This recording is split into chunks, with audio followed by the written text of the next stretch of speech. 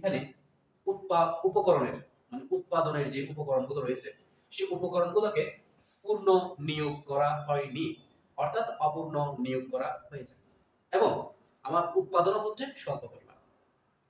এটা হচ্ছে যে যখন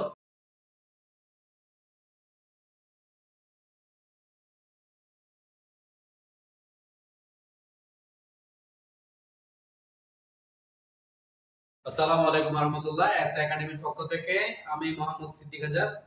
আজকে আমরা ক্লাস নিব অর্থনীতি বিষয় নিয়ে, একাদশ শ্রেণীর প্রথম পত্র, একাদশ অর্থনীতি প্রথম পত্র একাদশ শ্রেণী।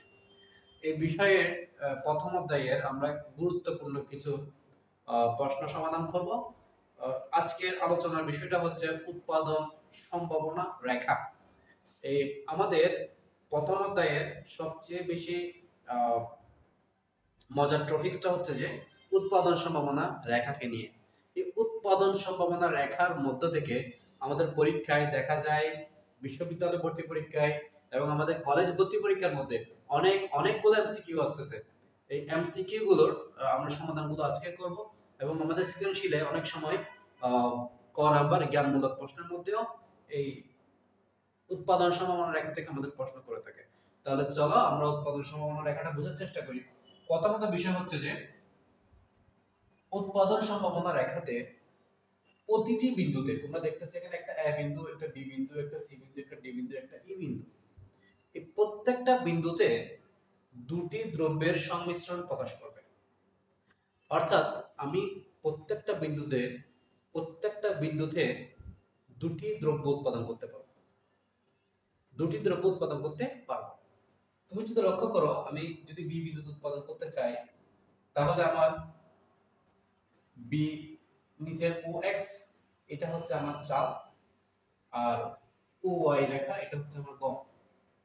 আমার চাল উৎপাদন করতে পারবো 10, 5, 10, 15, 20, 25, এবং আমাদের গম উৎপাদন করতে পারবো 5, 10, 15, 20।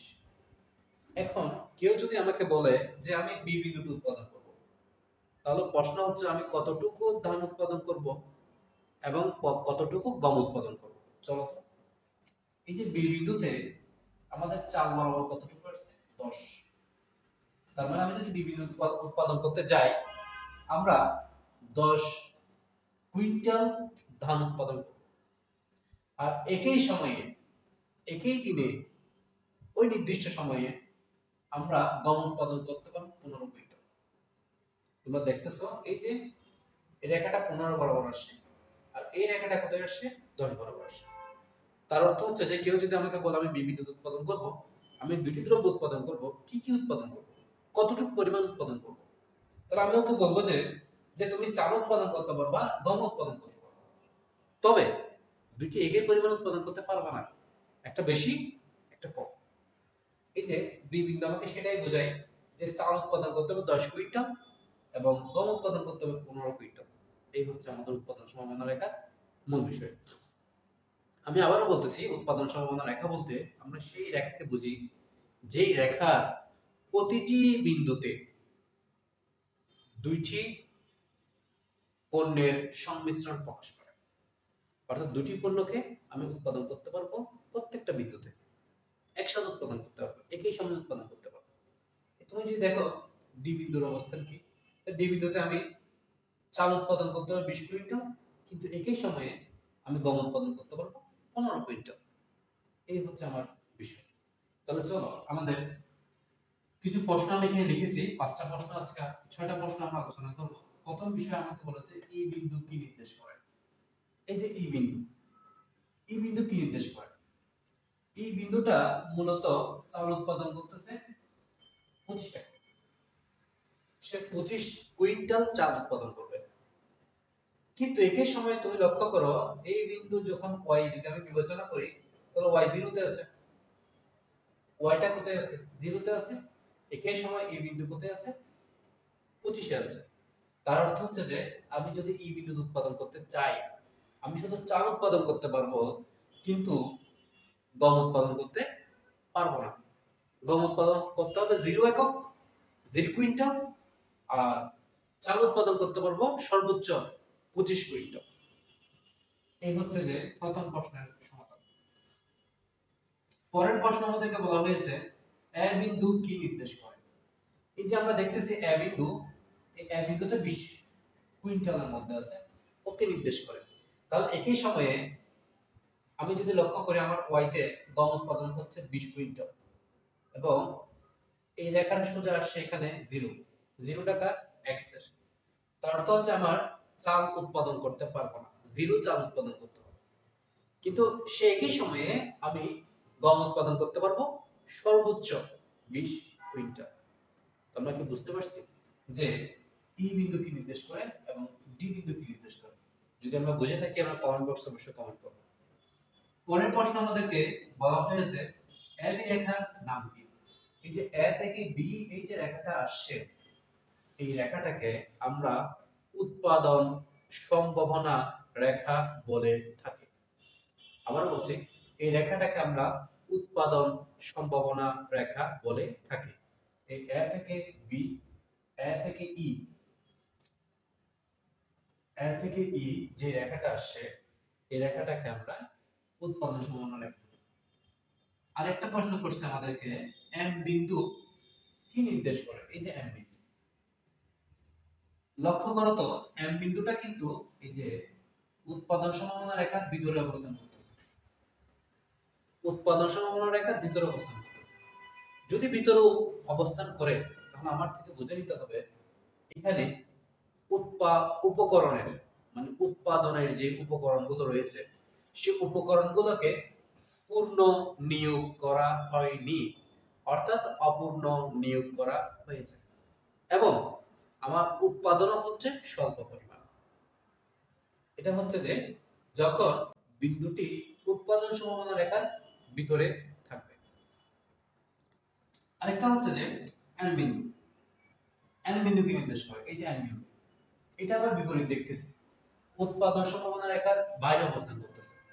এটা বাইরে অবস্থান করা অর্থ হচ্ছে যে এখানে পূর্ণ নিয়োগ করা হয়েছে, অর্থাৎ উৎপাদনের উপকরণগুলোকে পূর্ণ নিয়োগ করা হয়েছে। এখন মজার একটা বিষয় হচ্ছে যে উৎপাদনের উপকরণগুলোকে পূর্ণ নিয়োগ করা কখনো সম্ভব হয় না, এটা হচ্ছে মজার বিষয়। সেজন্য আমরা কখনো উৎপাদন সম্ভাবনা রেখার বাইরে গিয়ে পূর্ণ উৎপাদন করতে পারি না। পরের বিষয়টা হচ্ছে উক্ত চিত্রের মাধ্যমে কি ব্যাখ্যা করা যায়। এই চিত্রে, এই টোটাল চিত্রের মধ্যে আমরা কি ব্যাখ্যা করতে পারি। এই টোটাল চিত্রের মধ্যে আমরা দুটো বিষয় ব্যাখ্যা করতে পারি। একটা বিষয় হচ্ছে যে এখানে সম্ভাবনা রেখার প্রতিটি বিন্দুতে দুটি দ্রব্যের সংমিশ্রণ প্রকাশ পায়, এটা এক নম্বরে। আর দ্বিতীয় নাম্বারটা হচ্ছে এখানে সুযোগ ব্যয় ব্যাখ্যা করতে পারে। আমরা আমাদের এপিসোড নাম্বার 1 এ সুযোগ ব্যয় নিয়ে আলোচনা করেছি, কেউ না বুঝতো ওই সুযোগ ব্যয়ের অংশটুকু দেখে আসবে। সুযোগ ব্যয় বলতে বোঝায় যে আমি একই সময়ে, যদি তুমি চিন্তা করো আমি বি বিন্দুতে পণ্য উৎপাদন করলে আমার গম উৎপাদন করতে পারবো 15 কুইন্টাল এবং আমি চাল উৎপাদন করতে পারবো 10 কুইন্টাল। তাহলে আমি যদি চাল উৎপাদন করতে যাই তাহলে আমি 15 কুইন্টালের সুযোগটা ছেড়ে দিতে হবে, অর্থাৎ চাল না, আমরা যদি গম উৎপাদন করি, তাহলে সেই ক্ষেত্রে আমার সুযোগ ব্যয়টা কি হবে। আমার সুযোগ ব্যয় হবে চাল 10 কুইন্টাল। আর আমি যদি চাল উৎপাদন করি তাহলে সেই ক্ষেত্রে আমার সুযোগ ব্যয় হবে 5 কুইন্টাল। কেন? কারণ এই 15 থেকে 10 বিয়োগ দিলে আমরা কত পাই? 5। তার মানে আমি অতিরিক্ত 5 কুইন্টাল উৎপাদনের সুযোগটা ছেড়ে দিতে হবে। আমি আবারও বলছি, যদি আমি গম উৎপাদন করি সেই ক্ষেত্রে আমার সুযোগ ব্যয় হবে চাল, কারণ চালে 10 কুইন্টাল আমি উৎপাদন করতে পারলাম না।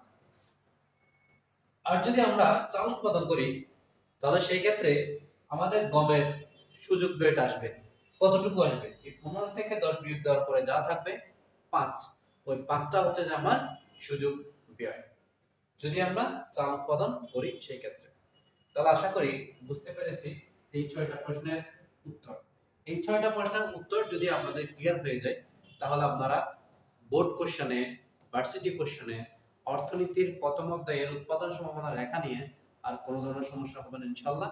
পরবর্তী ভিডিও দেখার জন্য আপনাদেরকে আমন্ত্রণ জানানো হচ্ছে। এতক্ষণ ধৈর্য ধরে ভিডিও দেখার জন্য অনেক